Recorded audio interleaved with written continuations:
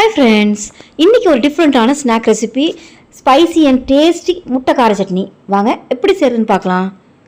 100 gram பூண்டு தோல் உரிச்சதை உரல் உலக்காயில் சேர்த்து ஃபைனாக அரைச்சிக்கோங்க. ரொம்ப நைஸாக இல்லாமல் கொஞ்சம் குறப்பாக இருக்கும், அந்த மாதிரி அரைச்சி எடுத்துகிட்டு இது கூடவே சில்லி பவுடர், கொஞ்சமாக உப்பு போட்டு நல்லெண்ணெய் ஒரு 3 டேபிள் ஸ்பூன் நல்லெண்ணெய் தான் சேர்க்கணும், வேறு எந்த எண்ணெயும் சேர்க்கக்கூடாது. இதை சேர்த்து நல்லா கலந்து விட்டு எடுத்துக்கோங்க. இப்போ இதை ஒரு பவுலுக்கு மாற்றிடுவோம். நல்லா ஸ்பைஸியாக இருக்கும், நல்லா ஒரு ஃப்ளேவர்ஃபுல்லாகவும் இருக்கும் இந்த கார சட்னி. இந்த மாதிரி கார சட்னி ரெடி பண்ணி எடுத்துகிட்டேன். ஒன் சைட் முட்டையை நல்லா வேக வச்சு எடுத்துருக்கிறேன். 5 முட்டையுமே கொஞ்சமாக உப்பு போட்டு எடுத்தது. தோலை உரிச்சிட்டு இந்த மாதிரி 4ஆக கட் பண்ணி எடுத்துக்கோங்க எல்லாத்தையுமே. இப்போ இந்த கார சட்னியை கொஞ்சம் கொஞ்சமாக வச்சு சாப்பிட்டு பாருங்கள், எப்படி இருக்கும் தெரியுமா? ரொம்ப ஸ்பைஸியாகவும் இருக்கும், ரொம்ப டேஸ்ட்டாகவும் இருக்கும். ஈவினிங் டைமில் ஒரு சிம்பிளாக ஒரு ஸ்நாக் ரெசிபி செஞ்சு சாப்பிடணும்னு நினச்சிங்கன்னா ட்ரை பண்ணுங்கள். மறக்காமல் சப்ஸ்கிரைப் பண்ணுங்கள். தேங்க்யூ.